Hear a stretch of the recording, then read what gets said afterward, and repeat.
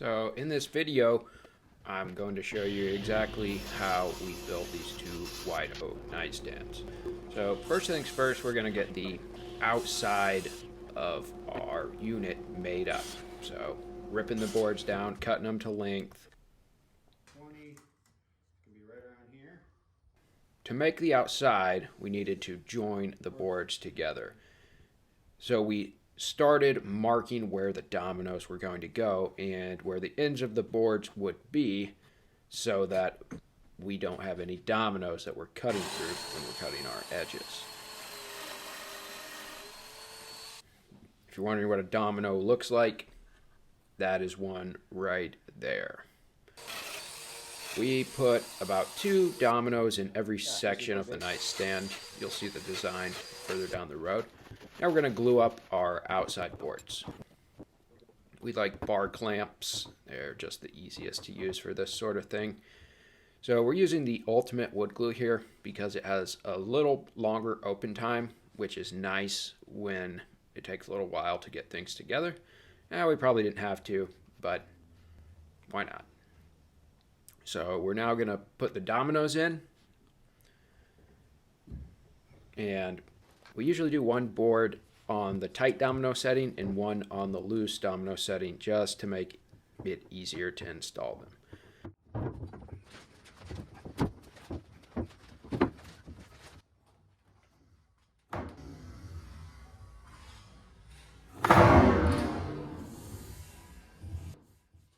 Just going to tighten our clamps up, and as you can see, there is still some glue coming out of the top. So we're going to just take a damp cloth and we're going to try to wipe this off. Now, this works okay. If you've got a better idea, let us know in the comments. Now we're getting ready to make this box. I'm showing you ahead of time so that it makes sense what we are doing. So these cuts we're making here, it would be nice to have a dado blade, but we don't.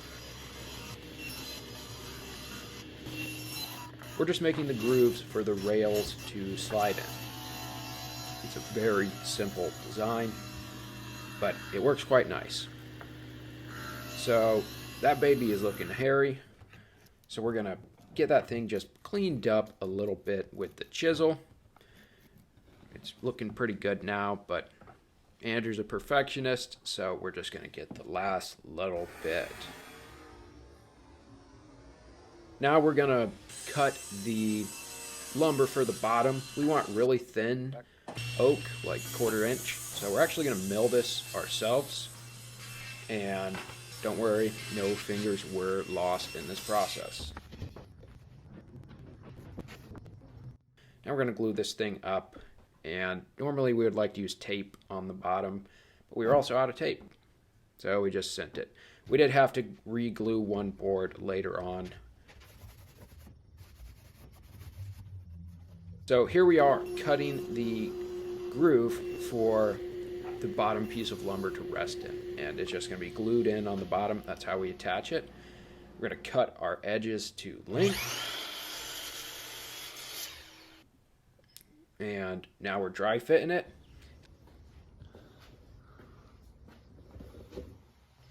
And we need to mark out our dominoes again because we want those to be as accurate as possible and obviously not to wind up in any of our grooves.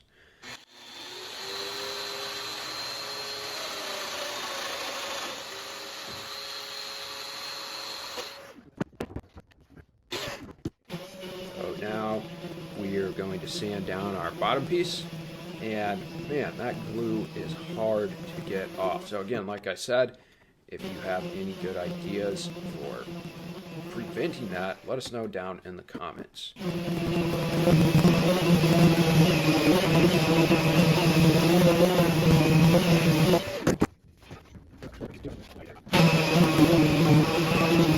And once this thing is done being sanded, we're going to take it over to the table saw, and we're just gonna cut it down to the perfect size. Now we're going to glue up our box, putting our dominoes in.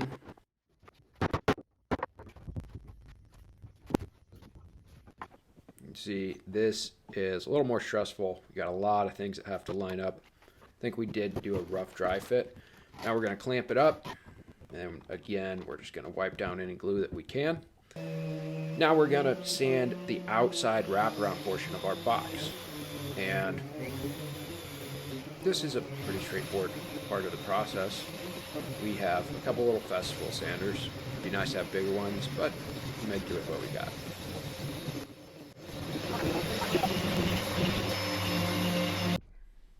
Now that we're cutting this outside piece to make our edges, we're going to use our track saw. And we do have a nice miter saw that can probably cut up to like 16 inches, but it just seems like it's always just a hair out of square. Whereas when you use the track saw, it just always is dead on if you take your time and mark it just so. And then we're dominoing it again, and I'm really curious what you guys think. So let me know what you think in the comments, but did dominoes add strength, or are they truly just for alignment? Because a lot of the stuff that I've heard says don't expect them to add any strength. They're just for alignment. But I used to use a biscuit joiner, and you know, I could believe that a biscuit joiner really just adds alignment but no strength. But these dominoes are tough. I mean, I could not break them with my hands by any means. I would think it would take several 100 pounds of force to break these apart. But what do you guys think? Are they adding strength? Are they not adding strength? We are by no means master furniture builders by any means, but even a little glue up like this can be a little stressful.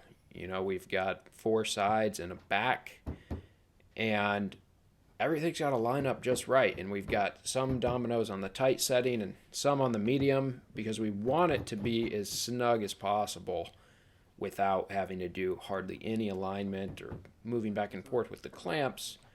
But what's the most complicated glue up you've done? How much can you make happen in that open window for that glue? We're now going to round over the outside edges. We absolutely love this exposed, ingrained look. And especially when you add the round over, it gives almost this 3-dimensional wavy look with the end grain. And I think it's just such a cool look. You know, we could miter them, we could go to the work of doing that, but to me that looks more like it came from a factory. And this looks handmade. As I'm sure you know, there is a lot of sanding that goes into these projects, but we're not going to show you that much of it because honestly it's just not that interesting. But we always like to do our 80 pass before we get deep into the project. We don't like to leave it all for the end. The only thing we want to be doing at the end is the light sanding, the fine sanding, just to get the 80 scratch marks out. We don't want to be removing glue or anything like that. We're now going to mount the face onto the drawer. And at this point, the project is almost done. We've set our runners in there to where the face aligns just right. And since the drawer has just a slight round over on it, you do have a little bit of play in there. We're now going to make some little tapered legs. And this is a very monotonous process that we're not going to show you much of because it's not that fun to watch. But essentially, we take a little jig and build the legs, glue them all together, and then domino them to the nightstand. So our carpentry is now done on the box. We're going to do a quick sand, a finish, and voila. We've used a penetrating oil made for hardwood flooring. It's called Magic Oil. I have a hardwood flooring background, and I found it to be very tough for furniture, but still a penetrating oil. Rubio just does not cut it for me. I'll put a link to it down in the description. I hope you guys liked this video, and if you want to see more like it, check out the top left-hand corner of your screen. Thanks for watching.